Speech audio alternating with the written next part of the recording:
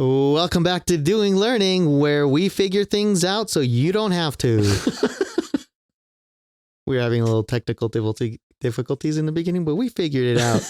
And you'll never know because I'm going to edit it out. We'll post all the inverse. We'll put all the cuts in like a 4-minute clip. No, that'd be terrible. Were you recording those parts? Yeah. Yeah, you usually do, right? Yeah, yeah. I forget. Anyway, because I never see when you actually hit record. Yeah, so. This is like a mystery on this side of the desk to you. I mean, sometimes I do see you like saying you're going to record or whatever. I never tell you though. No, you're right. I never do say we're going. Yeah. So I'm just like, that's why like when you first like, so in case you guys know, before we get started, before every episode, McKyler and we do a moment of silence so we can kind of get everything cleaned background up. Noise. Yeah, background noise so we can for the homies. Exactly. And then I never know when to start. He just gives me like a nod, like, "Hey, you can go now," because I always forget that we're recording. Let's go. But yeah, sorry, Daniel. Maybe I should start giving you a sign, or just say it. We should just get a little tiny sign that says, or the on air LED. There you go, on air. So whenever you hit record, it automatically turns on. We're gonna get fancy in here. We owe it to ourselves, I guess. I owe it to you. That's terrible. We're like 40 some episodes in. And I have never told you that we started recording. There's probably some things that like just saying and singing and doing all sorts of weird stuff. Yeah, we should post just the sound checks. Jeez. But anyways. Hi, Daniel. Hi, McKyler. Hi, everybody. Hi, the folks. Hi, the folks out there. We're back for another episode, and it's my turn today. Yes, my night. I love it when you go because I just don't know where we're gonna go. I just get kickback. Yeah, it's the best. And maybe not this time around. Oh no, maybe not this. It depends on how you see things. Okay, and how the audience sees this. I've already came in fully knowing that this could be a lost episode and may not air. No, okay. All right. So it's for the children. Yeah. Okay. So I like literally wrote down as I wrote down if I was actually presenting, right? Like if I was actually talking about it as I was researching it, I was kind of like typing it down, and I would like not put in a response from you, but kind of like as if I was talking to you, what I would like if you were to like say, "Oh, I don't know anything about that." It's like, "Oh, well, here it is," kind of thing. So so I literally. So if I stick to your script, things will go okay. No. Or the holes in your script. Okay. I literally said, "Here, I've never seen your notes either, so this is. Let's just go. Let's just do it. Let's just do it. Take one. Okay, here we go. Take one, guys, and take one and only one because we only ever do one. All right, here it is. I'm kind of nervous. McKyler, Daniel. The U.S.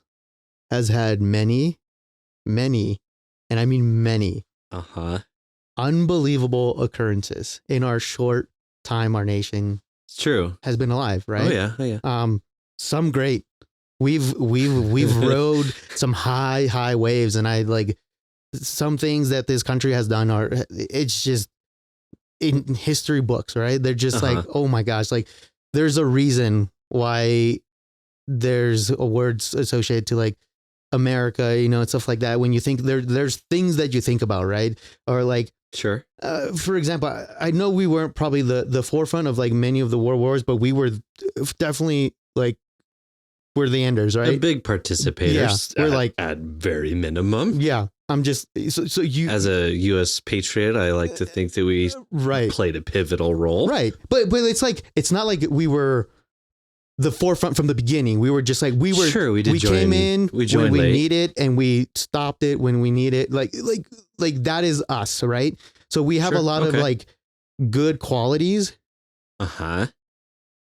Oh, we're not going to talk about the good ones, are we? But the other side of that coin okay. is that as good as qualities go. Wow. Okay. There's some very, very bad history. All right. Let's talk about that the U.S. has had. Bad U.S. And it's stuff that, you know, we as people, I think the thing we're here to do is learn, right? That is exactly that is what we are here to do. It doesn't matter. Like, yes, we love to talk about the fun stuff, but I think it'd be a disservice to not talk about the real stuff either. Well, I mean, I'm right there with you, Daniel. Last week we talked about Mormons killing a bunch of innocents, so I think it's like we're prefacing a lot. I think we've checked that box a couple times. I agree. We're here to do a whole episode. We're literally here to spark interest and encourage curiosity, right? Yeah, exactly. Exactly. We're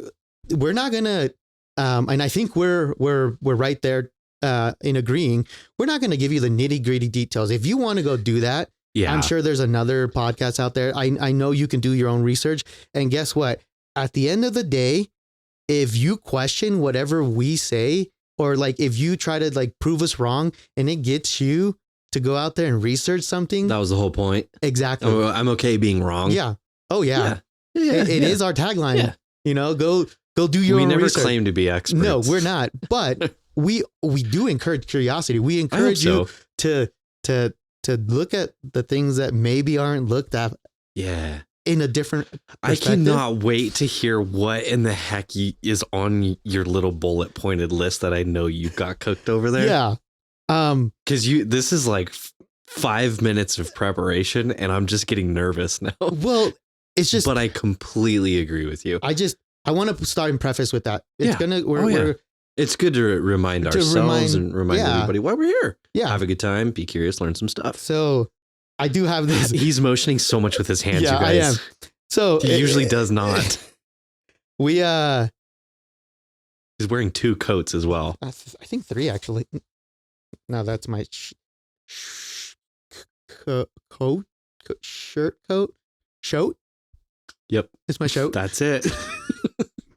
Okay. But I think it's great to talk about it and keep people informed about our history. Yeah. Because we don't want it to repeat ourselves. We don't want the same mistakes being made.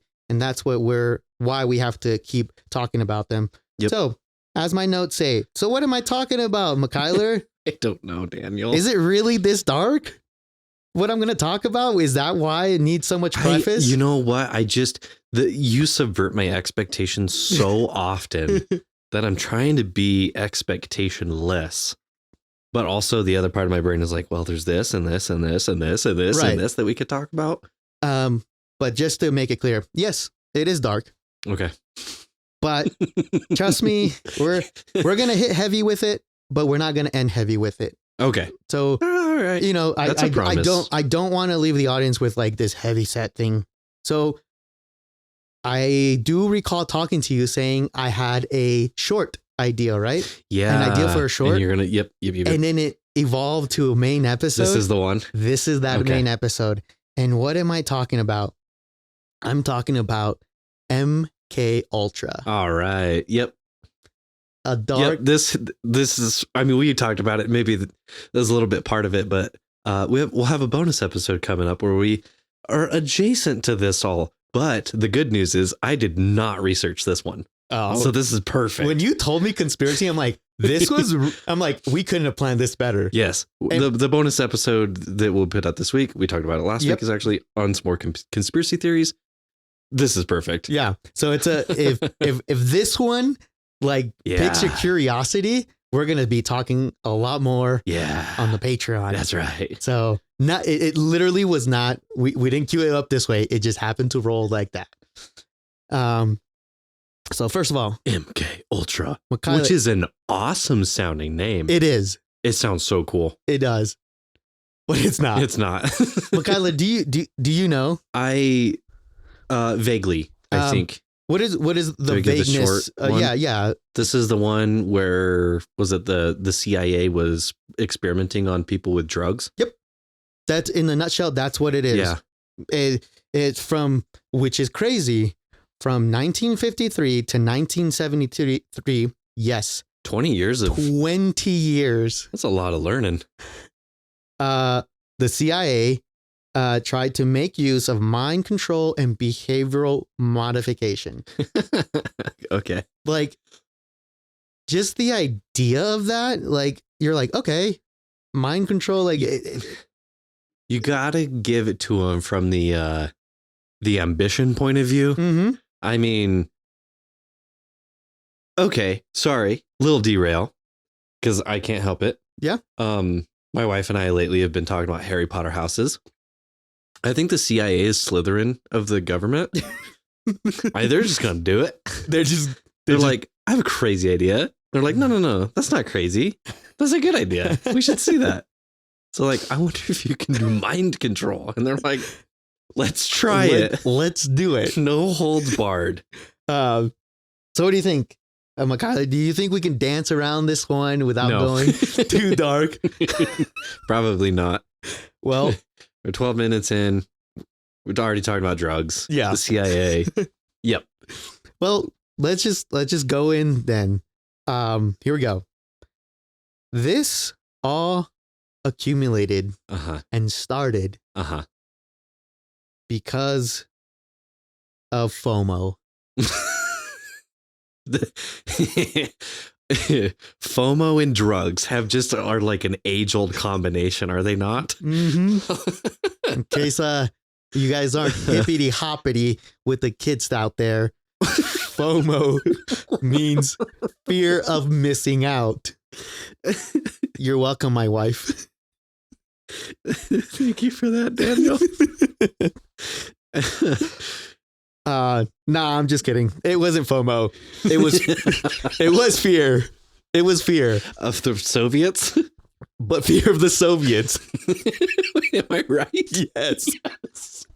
It was 100%. Not only the Soviets, because we were in the they were going to beat us to mind control. Exactly. Oh my gosh. Not only beat us writes itself. Not only beat us to mind control, they thought they were already there. Well, okay. All right. It's terrible that I don't have to guess hard. No. Like their reputation precedes themselves or something. Yeah. Oh my gosh. Yeah. Okay. It was Soviets with the Cold War. The Korean War was just finishing up, right? Okay. Yeah, you said 53. Yeah. And a lot of the POWs that were coming back home were, getting what is it called? PTSD? Well, not yeah, probably that too. Not then. I'm sorry to laugh at PTSD. It's just... when they were getting brought back and what is it when they questioned them, like what happened and stuff, like debriefed. Okay, sure. Yeah, when when they were getting debriefed, a lot of the POWs were saying like, oh, they did experiments on us, they did this and they did that. The Koreans did? Yeah, the Koreans. The soldiers were saying that the Koreans did on yes, like POWs. Yeah, on POWs. Okay. So it started to spark this fear amongst the government that they could possibly have brainwashed these soldiers. Oh, and made like a ton of spies. And made a bunch of spies. And now that the war's over, they're like coming into back into the US. You got to screen out the spies. Oh, okay. yeah. Okay. And what, like, this is, sorry. No, Daniel and I have set to the side of our desk our materials for making our tinfoil hats. Yes. For the bonus episode. We might need to put them on right now. Just wear them all night. Dude, which is, it's crazy. To me, it's crazy. I was even talking to a coworker briefly about this topic. Yeah. Because I told him like, oh yeah, I'm going to leave work a little early because I want to fine tune a couple things. Yeah. And they're like, oh, what's a topic? And I told them MK Ultra, baby. And they're like, what is that? And it's a coworker that's a little older than me, right? Okay. Not by much. But he had never heard of it. And then I started explaining it to him and he's like, oh, okay. Now you're going on a conspiracy theory train. Mm-hmm. This is like one of the conspiracies because we'll get to all the things, but you can't prove conspiracy theories. That's part of the discussion we'll have on it. This one is like the most proved or closest to proved. Yeah. That's all I really know about. I don't actually know what the evidence is. Yeah. But they say that like this one has the most actual evidence and stats and whatever that says it was 100% real. Yeah. And we'll get into like, but it already sounds so conspiratorial. Yeah, exactly. It doesn't sound real. No. Like it sounds like, no, this is stuff made up. This is exactly what a conspiracy theory is made out of. 100%. It's the where it goes, right? But why was it such a big fear? Like besides the obvious, right? Besides like, okay, if it's true, we already got spies in the US that could topple our government from within, right? But why that fear? Why not take it at face value and be like, okay, that's not true. Like that's not possible. And it's because of books like the Manchurian Candidate. Okay. I don't know if you've ever heard of that book. It sounds familiar. They've come out with several movies. There's of course the book, but it's about a soldier that him and his like little group are going through the jungle and they get captured and get brainwashed, and to prove his brainwashing capabilities, like the Koreans are kind of like showing off their success. Okay. Right. And make this one soldier basically kill two of his like brethren in arms, right? Sure. Without flinching, without a second thought. Yeah. And so casually, like the guy he was killing was like, hey, what are you doing? And he was like, hey, the people that brainwashed him, he's like, you sit there and you let him kill you. And interesting. And they would just like, so this is the book. This is the book. This book is fictional. Yes. But it's so this was such a popular book in the US at the time that as soon as this actually happened in the real world, like there was even a sniff of possibility. Yeah. It was just like, oh shoot, we got to do something about it. Like not only is somebody writing about it like a few years before, now we possibly can have a lasting effect or something that actually happens here, and we cannot let that happen. We have to do it before they do it. Wild. So that sparked the whole thing because of a few fictitious books. Then the fear of that happening. Yeah. It's insane. No, that is a common theme among. I did like what we'll go through on the bonus episode. I'm gonna stop talking about the bonus episode because you haven't even recorded it yet. Plug. Go Patreon. That is a common theme in a lot of the conspiracies that I'm gonna talk about. And that one is it starts with something that's fiction, but is close enough often that it could maybe be plausible, and people latch and they go. So, yeah, yep, that's a common thing. And fiction kind of being the Kickstarter for some of this stuff. Yeah. It's just crazy that a government agency would be like, okay. Yeah. Okay. That book was pretty scary. And I just wanted to hit the Manchurian Candidate. I know like for older audiences though, they're like I talked to a couple people at work and they're like, oh yeah, we know what that is. But like younger people may not know. Like here is the equivalent of like, I know this is going to sound silly, but it's 100% the equivalent of the Winter Soldier from Marvel. I was going to say like when you're like, oh yeah, there's some fiction thing. I was like, oh, you mean that guy from Marvel. Yeah, it's literally like that. Like they took it and they had keywords to trigger this soldier to do their bidding. Like they were in the book, they explain that they could be triggered with something as simple as a deck of cards, right? Okay. So like they'll just see have a pattern or something. Well, they have a deck of cards, and if they like, oh, let's play bridge, and bridge it starts the process. Yeah. And it's like by them saying primer bridge, word. by them saying bridge, they know like, oh, XYZ, this is the mission. And then once like a certain, like the queen comes out in bridge or whatever, that means, okay, now that's your trigger to like start going and doing your thing, the X mission, whatever. Because other could be like poker. Yeah. And when you're playing poker and the 10 of hearts comes out, right? This is a trigger, because you're going to send in the spy to some guy who likes to hold poker nights on Wednesday nights or something like that, because that's his vice or something. Yep. Yeah. So it's very much like keywords and stuff like that. So, Okay. So we're terrified of this. So we're, of course, say, we're going to do it before they are. I was going to say the one thing that I thought was, it felt important. I guess I don't know why. Yeah. The guy that wrote that book was American. Mm-hmm. I don't. Yeah. It just was a thing. That's good to know. Yeah. Maybe. I don't know. I thought it was interesting. Yeah, like, for sure. It's already within America, right? Yeah. Somebody's already thinking about this stuff. Yeah, exactly. So. Especially, it makes sense around that time. Like anything could kind of post World War II, right on. Yep. Exactly. So they, Alan Dulles, I've heard his name so many times. Is that the airport guy? Is there Dulles International Airport? Oh my gosh. I hope not. Should we get the foil? Oh my gosh. Let's look it up. Okay, you tell me about Alan Dulles while I look up. He is the head of the CIA at the time. And he basically No, I don't know, but it's just adding up. He is given full reign to just go full on and basically giving the keys to the kingdom to be, hey, figure it out. We need to get there first. Oh, it was named after John Foster Dulles. Okay. Woo.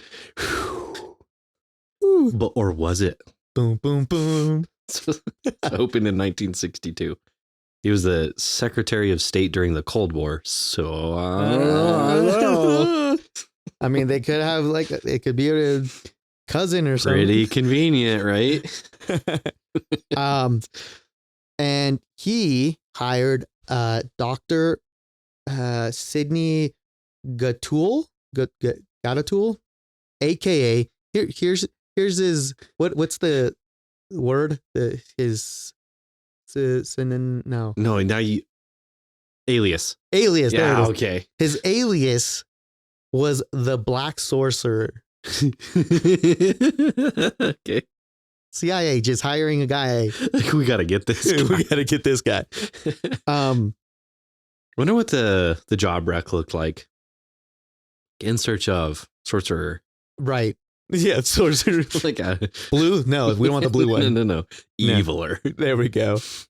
Yeah, here's what gets me. Just to put an umbrella of where we're gonna go. CIA guy hires his doctor, says, let's do it. How do we do it? Where do we do it? To whom do we do it? Okay. Yeah. Let's go to the populace, to universities, to mental hospitals, to general hospitals, and prisons. Just really, really easy people to prey on. Oh my gosh. The easiest of the prey. And what I don't think most people, like, if you know kind of like the MK Ultra stuff, as much as I did, I just knew very little. It didn't only affect the US, it bled into Canada too, which I know there are neighbors to the north, but for it to go even that far, that's truly insane to me. So they got prisons on the border. Yeah. Go see if it works on Canadians. Yeah. But they did everything. Electroshock therapy. They did sensory deprivation. They did just everything under the sun. They invented new or tried to make new drugs, psychedelics and stuff. But the one that they landed on the most, the one that they loved, LSD. Yeah, I was gonna say that's where the LSD came from, right? Yeah. LSD, to the point that in the early 50s, this doctor, alongside with the CIA guys, with the CIA backing him, bought the world's supply of LSD. Bought it all. Wait, so someone else was already making it? Or what? I think the materials or just everything to They owned all of okay. Yeah, they took every resource. Because you have to synthesize it and make it, right? Yeah, right. Wild. So they own the whole supply. They own the whole supply. All right. And they were the number one distributor in the U.S. And they were the first to introduce it to the U.S. Yeah. So it's just like, really? Really, guys? Oh, man. So before it ever hit the streets, I gotta put my hat on. before, you know, the notorious drug dealers, it was the CIA slinging this stuff around. So the CIA created hippies. Is what you're telling me? Yes. 100%. To distract us from what, Daniel?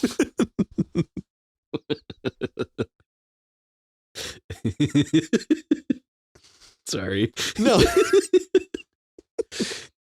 We're gonna have to put our hats on soon because you can't not talk about that kind of stuff. So why would they do that? Yeah. Other than, I mean, ineptitude or seeing what the heck, or maybe that was the whole. I don't know. They started going to bars, to restaurants, to beaches. Imagine having that job and just being like, "Hey, your shift this weekend. You got to go to the bars, hand out some LSD." No, dude, they were spiking people's drinks without people knowing. They found out. They literally would just spike the drink. And they would sit back, relax, just take notes, and observe people's reactions. And I'm just like, you're drugging the populace. Wow. That's so evil. That's bizarre. Like, that's some good people watching though. Yeah.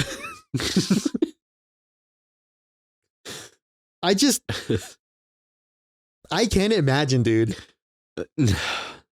Like, can you imagine you're just a normal person. You're going to go, let's just say it's your 21st birthday, right? Sure. Yeah. You're going out to the bar with your buddies for the first time. You're out there going to have a good time. You're already out there you're going to get drunk, right? It's your 21st birthday. But then all of a sudden you're drinking spiked with LSD. You're tripping and you have no idea why. You have this terrible experience. It's like, yeah. You're like, what was that? Yeah. Meanwhile, some guy's got a clipboard. This freaking pocket protector. Yeah, no kidding. Crazy. To what end? LSD being mind control? Yeah. I don't know about that.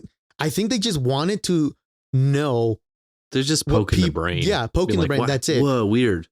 So then they stepped up their game a little bit more. Okay. A little bit more. They're like, okay, we're observing people just kind of like out on the streets in their natural habitat. What if we put it in somewhere where they just want to go, like how the human reacts when nobody's watching them, right?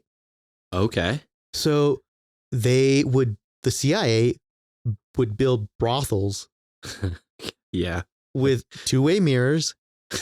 They would hire prostitutes and lure men into these brothels, and then get LSD in them, and then they would decorate these rooms with like the most bizarre things. They would paint the rooms, very off-putting colors. The drapery was very like not standard. It was like the way they explained it was like they would get a single man who knew nothing of decoration and said, decorate this room like how you think a woman would like it. Okay. So, of course, he doesn't know anything. So he just kind of like very clashy and stuff like that. Sure. The only thing that they required was a mirror, a two-way mirror, so they can observe. And they would just watch people. Weird. With women. And it got to the point where later on, it wasn't even about LSD anymore. So it was about a vice. They were just watching people.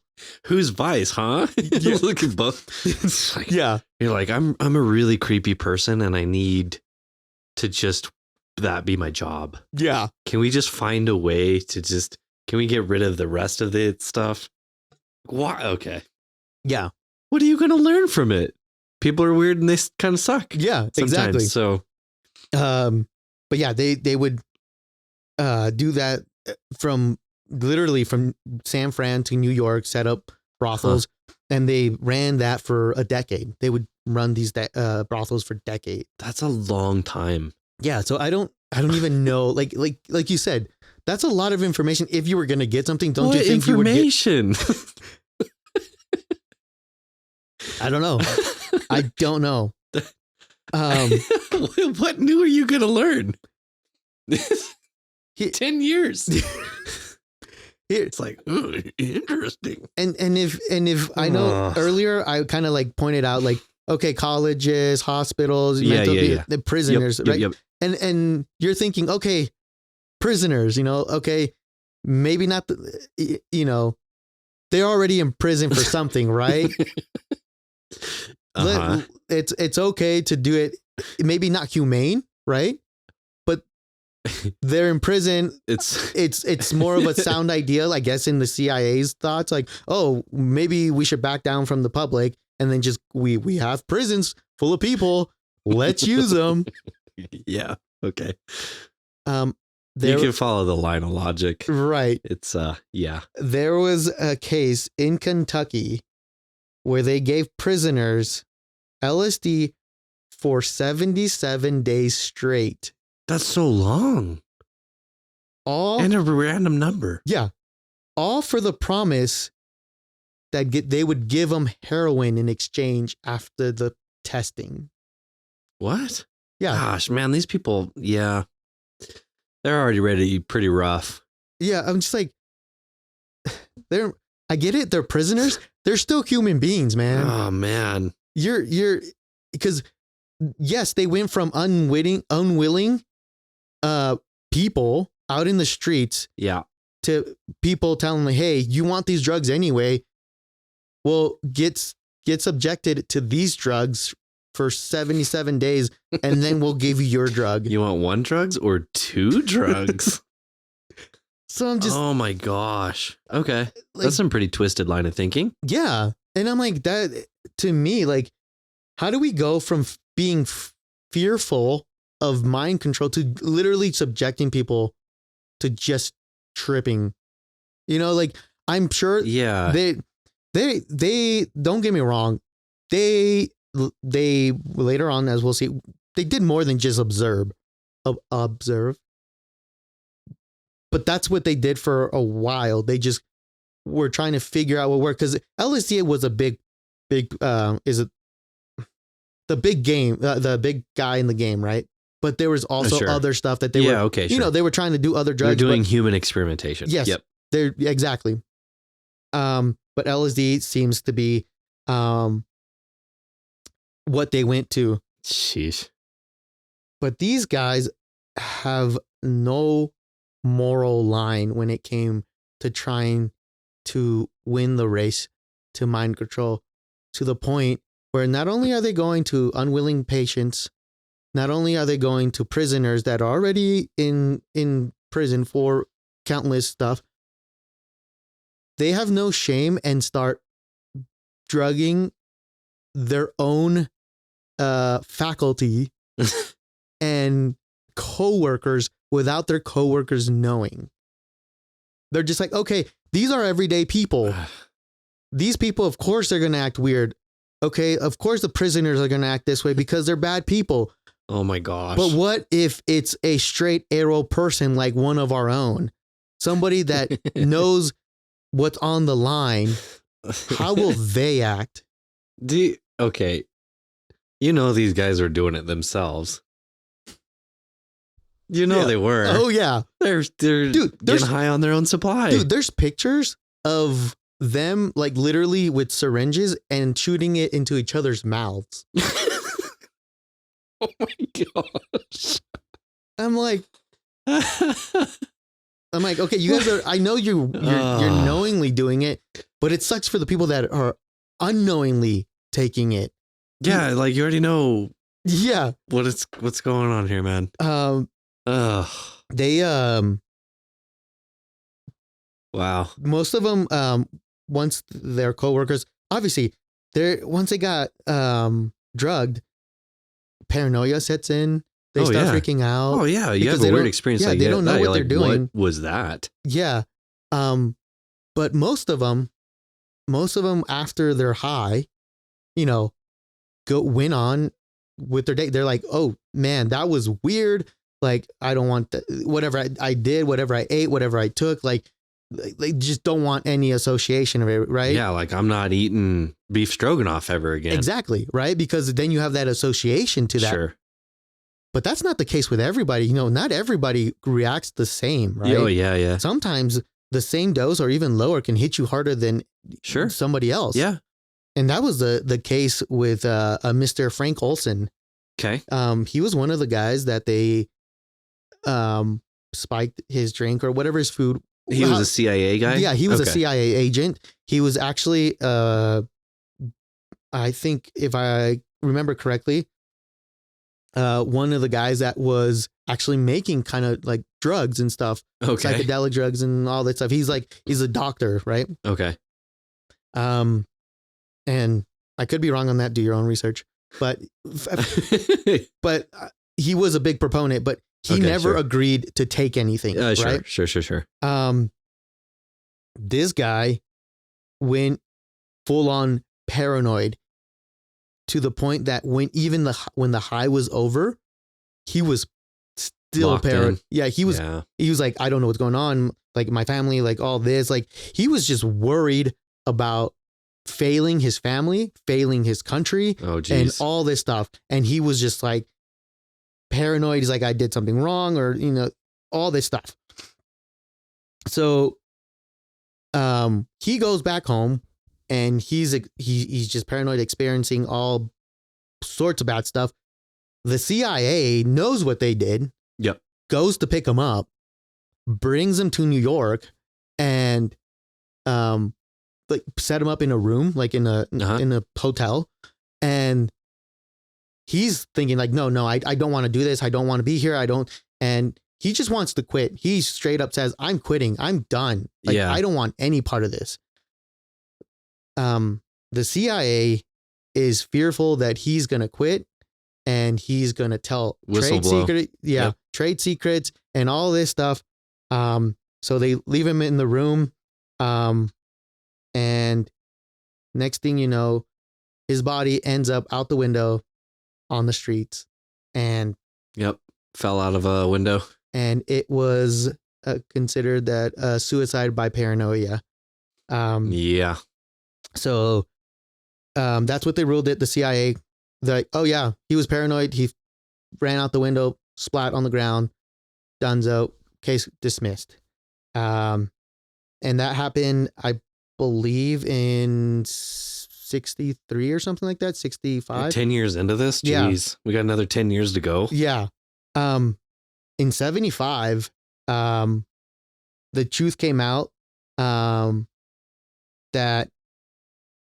the agency had drugged him. So like by this time, like people knew that he was paranoid, but they didn't know why he was paranoid, like his family and stuff. Yeah. So in 75, the truth came out of what they had done to him. And in 94, his son was not happy about, like, no, he would not have he would have not committed suicide. That was not. Yeah. So in 94, they did a second autopsy of his father. And wow. So they would have had to exhume him. Yeah. Jeez. Okay. So then they found injuries showing, or injuries that were present before he died. Yeah. As signs of a struggle. Signs of a struggle. So assuming that they beat him and killed him before he even hit the ground. Yeah. All assumptions, right? Wow. So as far as the records are, though, the official records are that the case still remains unsolved on how he actually died. So it's just kind of like that right there. Yeah, that could be a whole conspiracy thing. Yeah. But it kind of shows you kind of whether it's a conspiracy on that aspect or not. The great lengths that they were going to A, keep quiet, and B, experiment on people. Yeah. So it's just like not even their own people were safe from it. Which just blows my mind. Like, how can you trust the people that you're doing the work for? Yeah. Yeah. And well, you said that he might have actually had a close role in that, but right. I mean, a lot of their stuff too is probably like really segmented. So even if you're in an office with somebody, you might not know what each other does. Yeah, exactly. But sounds like maybe he did. Yeah. So I just, pretty jacked up. Yeah. And to me, it's just like, it almost scares me. Yeah. Because like there's not a lot, like you said, there's not a lot of records of this. There is records. Yeah. But not for some, if you did and it probably always gets that close to being proved or true, but never does. Like if you did a research paper for 20 years, you would have terabytes of information, right? You'd have a ton. You would have, it would be your almost like considered part of your life's work, right? Yeah. If you're doing something for 20 years, a study, you wouldn't you'd want be to a foremost expert. Yeah, exactly. Yeah. Or close to it, whatever, blah, blah, blah. Later on, when they went to, investigate this and actually like I believe the FBI came in to investigate. They actually were like, hand over the paperwork, hand over this, all this. Like, we need every file that because it was something atrocious, right? Sure. And they straight up said, we didn't want to make the American public fearful if these files ever got out. So we either all did it by just observing, or if we did write something down, we'd dispose of it right away. There are no records. There are no convenient, records. Right? Yeah. Yeah, well, there is no way to not be tinfoily on this, because there's no way. Again, one of the biggest walkaways that I had too, because I was like, oh, let's talk about fun conspiracy theories. Then I'm like, why do people do conspiracy theories? Why do they think about that way? And how do they persist themselves? Right. They have they're I can't remember what the I have the term written down, whatever. I got the notes. They're basically, you cannot prove them wrong. Right? They're unfalsifiable. And isn't that convenient that, oh, the FBI goes in, who's maybe supposed to be the good guy, but then there's no records, and isn't that convenient? Yeah. Where did they go? Yeah, it's just it's always that convenient. So it's like, how, what is true and what's not true? It's so hard to tell. They were probably doing some stuff. They probably had some papers. Maybe the FBI knew about it. Maybe they didn't. Yeah. They're like, sorry, we don't have any papers, but here's the good stuff. Yeah. We got some left. Exactly. And they're like, cool, we didn't see anything. Right. Again, that's me with my tinfoil hat. It's over there. I can't reach it. Otherwise, I'd put it on. But that's exactly how all of this line of thinking can go. Yeah. But then you do have those really unfortunate and awful circumstances that stick out. Is like, there is probably very positive records that they exhumed. Yeah. Him, and that they did a second autopsy and all of that stuff, and that they did find all of that information, but it never goes back to anything. Right. Because it's 20 years after the fact, or yep. So it's hard. So it's just brutal. Yeah. Like you're not going to win against that. They're completely in control. Yeah, and I know all this stuff sucks. All this stuff is heavy, and it's true. We do know it. MK Ultra did happen. We don't know all the details. Yeah, exactly. But we know it happened. So there's tons.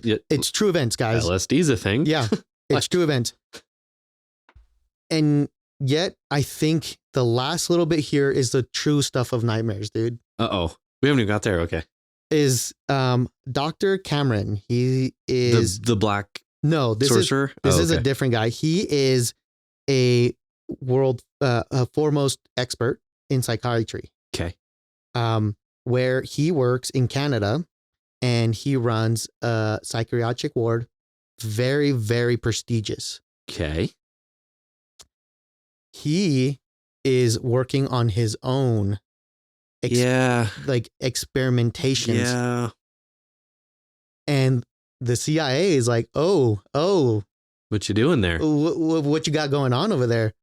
Oh, you got a lot of information over there? What if all this cash just suddenly showed up in your bank? Could we get that information? And what if more cash shows up so you can continue? A little bit more information. Yeah. So although not directly tied to MK Ultra definitely funded Dr. Cameron for his experimentations on people. And that's just some freak being a freak. Yeah, exactly. And this is where you learned the wrong lesson, Cameron. This is where, oh my gosh, like people would go in with just a mild headache, or, you know, I'm feeling terrible like this, or like something minor. Seasonal depression. Exactly. And he's like, oh, okay, come on in. They're going to a reputable hospital. They're going to a reputable psychiatrist. Yeah. And this guy goes and just does experiments on these guys to the point where some of these people were just never the same again, ever. Yeah. Ever. And probably, I mean, it would have probably been somewhat easy for him to, I'm doing quotes, like justify it or what, or explain it away. Of being like, well, they came in, their condition got worse, and it's just, you know, it's an unfortunate circumstance, and it's this rare case, and that's what happened to this person when, it like you said, that's maybe a little tinfoil hatty, but again, no, but you're hitting it right on the nail on the head. That like his get out of jail free card was, they already came to me because they had a problem. They were already crazy. Yeah. Dang it.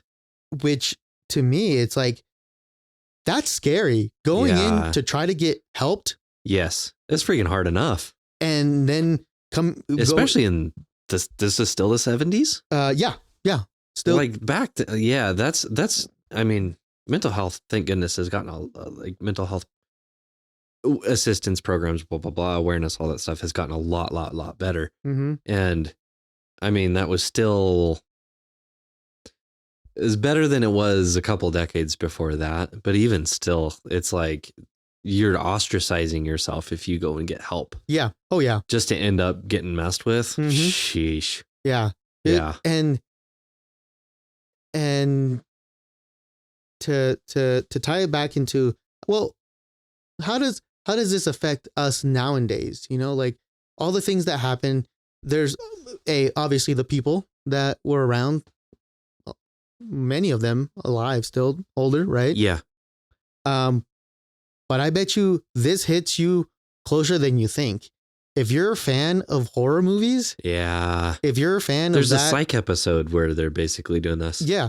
If you're a fan of any of that stuff, guys, a lot of the inspiration for those movies came directly from this experiment. Wild. Like they're, do you have any good examples? Yeah. Let me see. I did pull up a list. Okay. So, I've never, well, some of these I have heard. I think the number 3 spot went to, coming in at number 3. Oh my gosh. Okay, here we go. So number 3, Grave Encounters. I don't know if you've heard that one. Came out in 2011. The Dead Pit at number 2, 1989. No. And Session 9 is 2001. Nope. But another one that I know that you'll know, Shutter Island. I've never seen it, but I know it. So at least I've heard of that one. Another, where's the other thing? Gotta do a movie night, I guess. Too. Yeah, no, like it sucks because I love movies like that. Yeah. But to me, what terrifies me more is not that the movie's scary. but this actually happened. Yeah, or at least things adjacent to it. It's what makes well, I guess it depends on the person, right? Some people really, really are into that stuff because it is like plausible. Right. But there's a certain amount of suspension of disbelief that makes it easy to palate movies and stuff like that. Mm-hmm. Because it doesn't feel real. But there's, on the other side of the coin, people won't watch those movies because of an experience or something that it's too real for them, or right. I don't know. Yeah, and that's where I'm at. Like I'm on this teeter-totter because I do like it because I like the suspense and everything. But now, like, and it's wildly interesting. It is. I mean, if you pull out all the morality and the ethics and everything like that, it is interesting. There's like a dark interest that, I mean, people gravitate toward it. There's a whole genre for horror and psychological thrillers and horror and that type of stuff. So yeah, you're not the only one. Exactly. It's like I don't know. It's like a natural thing. I don't get why though. Yeah. And I mean, and for you people that don't watch movies, video games too, guys. It's true. They're a big one, and they get a lot of their inspiration pulled from real world events. Sure. But like Call of Duty. Calls of Duty. But I said I wouldn't. And Truck Simulator. That's a good one. I know. This is a lot. Yeah, you said we're gonna finish. But we're gonna finish on a fun note. No, I never said fun. I can't remember the word you said. I don't want to hold you to something that you didn't say. Let's see. You're checking your script. I am checking my script.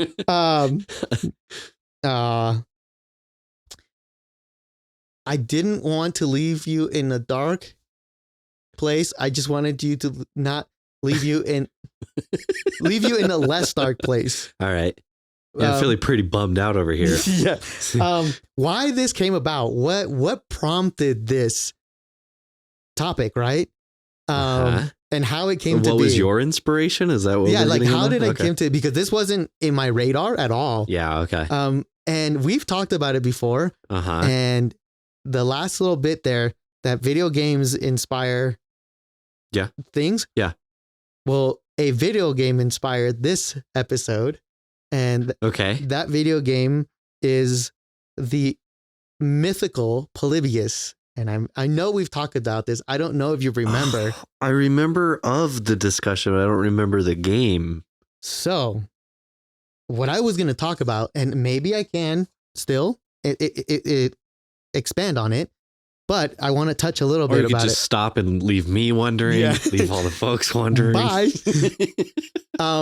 Polybius is a quote. I'm going to do quotations. Not real game. Oh, okay, Daniel. Yeah. Nice. Because in all honesty, there's no proof that it ever existed.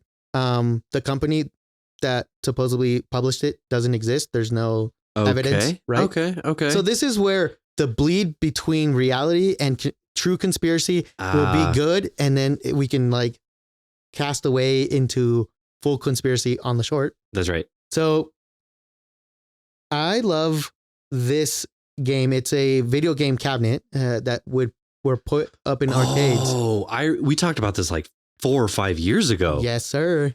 Okay. And it is said that this video game was set up in Portland. Like they just went to some Portland. Yeah, I remember. Okay. Game shop, like an arcade. Is it that? Yeah, that in arcades. Okay. That just some men in suits put in these game cabinets, set them down, let teenagers and kids play this, and would then later come back, and because the cabinets had built-in cameras and everything, download all the data of what was happening to these kids, because these games were very image subliminal messages in images. Okay, yeah. That they were like kids and people were experiencing headaches, nausea. They were going crazy, it wasn't unheard of, because there were other games like Tempest and stuff that people would go on marathons and like get sure. sick You stare and, at flashing screen long right, enough. Exactly. It's not good for your eyes. But the whole premise about it was as quickly as these games came, they were pulled off and never seen again. And wow, it's like they were trying to see experiments with people. The reason that the Polybius, I know about it, or I guess little bit briefly know about it, is because I went to an arcade game with my sister one time, and we were playing. It was like all you can play arcade games. You pay one flat rate, and you have dozens of arcades to just play old school stuff. And I came to a cabinet, never seen the game before. I don't even know at the time, no idea what it was, but I played it, and it was just like Tractor Beam sucked me right in. It did. And I just kept playing and playing and playing and playing. I didn't know how long I was playing until my sister was like, hey, are we going to go soon? And I didn't realize that. I don't know how much time passed, but I was just, dude, I was so entranced by this game that I wanted to play it again. Like it lingered on my mind for the longest time. And I was just like, I want to play. And then COVID hit. Yeah. So I couldn't play. And wasn't this when you went on Reddit and you're like, hey guys, what was this game? Yeah. And everyone's like, I'm pretty sure you played the infamous Polybius. People remember that. People thought I was trolling, and I'm like, I don't even know what you mean. What is this Polybius? Yeah, I remember that. So then I got into like a conversation with people, and then they started talking to me. I'm like, oh my gosh, this is a thing. I remember that. Yeah. So I really wanted to dive in and talk about Polybius, but when it started going to conspiracy, like men in suits, and the government using these game cabinets as experience. And of course that links to other things. And then all of a sudden I'm just like, I'm at MK Ultra. I'm like, wait, this is not even a theory anymore. This is history. I was like, that's crazy. Oh, Daniel. So it was probably Frogger. So guys, Tetris, Daniel. If you guys really want to go, there is, because it's not a real game, but they did make a close representation. And somebody did based on descriptions of it and everything. And it is believed now that I've talked to people on Reddit that is possibly the game that I played. But in my mind, I'm choosing to believe that I played Polybius. Because guys, we're quite a few decades removed, but I don't know. You guys may be saying, well, Daniel, why don't you just go back to the arcade? Go back, Daniel. And verify it. Guess what? After COVID, they shut down. That's convenient. They no longer exist. And guess what? I was going to say we should go, but thanks, Daniel. But guess what? They have pictures of the inside of every square foot of that place, except where the cabinet is. There's one picture of that cabinet, and I can tell where it is because I stood there for so long. Sure. And I'm like, that's the cabinet. But the picture is like 30 feet away, and you can't make out the name of the cabinet. Of course not. Enhance. So wow, Daniel. I'll leave you guys with that little tidbit of information. If you guys want to go find that out, go do your own exploration of that. We should go to an arcade, though. I think that's what I got out of this episode, is that we need to go hang out in an arcade. We should. I want to play some pinball. I've been craving some pinball. Pinball's always good. It's always a fun time. Yeah. But guys, I know that episode was like I think a roller coaster of darkness, but that's not what we're here for. We're here to learn, to educate. Maybe not 100% correct. That's why we always say we do our best. We do the best we can. But guys, just don't take our word for it. Do your own research. And stay curious. Sorry. That's doing learning for you. Doing how we do it. I might chop it up and put it in the right order. There you go. I might leave it. No brains left after playing Polybius. Mm-hmm. Hey, everybody. We just like to take a moment to thank everybody out there that has thus far supported us.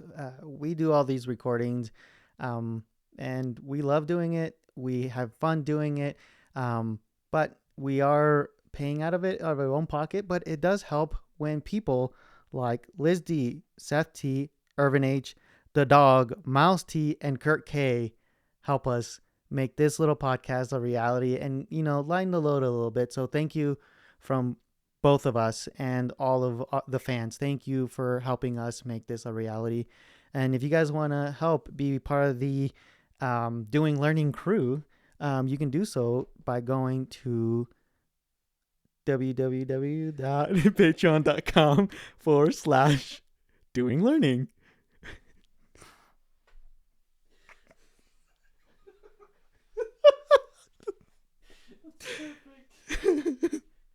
I don't know why I said www.